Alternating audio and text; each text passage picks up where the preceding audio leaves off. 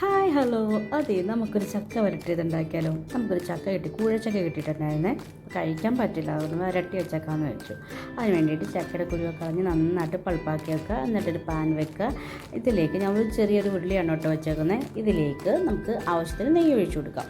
പിന്നെ നമുക്കിതിന് വേണ്ടിയിട്ട് ശർക്കര നമുക്ക് ഉരുക്കിയെടുക്കണം കേട്ടോ.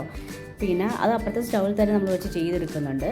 പിന്നെ നമ്മളുടെ ഈ ഒരു ചക്ക വരട്ടിയ നെയ്യ് ഒഴിച്ച് ചൂടായി വരുമ്പോഴത്തേക്കും അതിലേക്ക് നമ്മുടെ പൾപ്പാക്കി വെച്ചേക്കുന്ന ചക്ക എടുത്തിടുക. നന്നായിട്ട് സോട്ട് ചെയ്യുക കേട്ടോ. നല്ല പച്ച ഇതൊക്കെ മാറിയിട്ട് നന്നായിട്ട് നെയ്യിൽ ഇങ്ങനെ മിക്സ് ആവണം.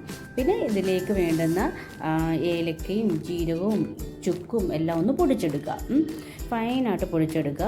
പിന്നെ നമുക്കിതാ വരണ്ട് വന്നേക്കുന്ന ചക്കയുടെ ഇതിലേക്ക് നമുക്ക് പാനിയാക്കി വെച്ചിന് ശർക്കര നീര് ഒഴിച്ചു കൊടുക്കാം. ഇത് നന്നായിട്ട് മിക്സ് ചെയ്തുകൊണ്ടേയിരിക്കുക, അടിക്കൊന്നും പിടിക്കാണ്ട് നന്നായിട്ട് മിക്സ് ചെയ്യുക. പിന്നെ നമുക്ക് പൊടിച്ച് വെച്ചിട്ട് ആ ഏലക്കയും ഇഞ്ചിയും ജീരകമൊക്കെ ഇല്ലേ, അത് നമുക്കിട്ട് നന്നായിട്ട് മിക്സ് ചെയ്തെടുക്കാം. അപ്പോൾ തന്നെ നല്ലൊരു മണം വരും കേട്ടോ. നെയ്യുടെയും ശർക്കരേൻ്റെയും ഏലക്കാൻ്റെ ഒക്കെ നല്ലൊരു മണം വരും. ഇതോടുകൂടി നന്നായിട്ട് ആ വെള്ളമൊക്കെ വറ്റി വരുമ്പോഴത്തേക്ക് നമ്മുടെ ചക്കയുടെ അടയുടെ ഉണ്ടാക്കേണ്ട ആ വരട്ടിയത് റെഡിയാവും. ഇതൊരു പാത്രത്തിലോട്ടിട്ട് നമ്മളൊന്ന് ടേസ്റ്റ് ചെയ്യാൻ നോക്കുന്നുണ്ട് കേട്ടോ. കൂഴച്ചക്ക ആണെങ്കിൽ നൂല് പോലൊക്കെ വരും.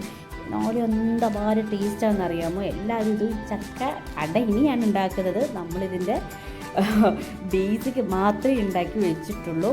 ഇത് തന്നെ ഭയങ്കര ടേസ്റ്റാണ്, മണവും ഭയങ്കര രസമാണ് കേട്ടോ.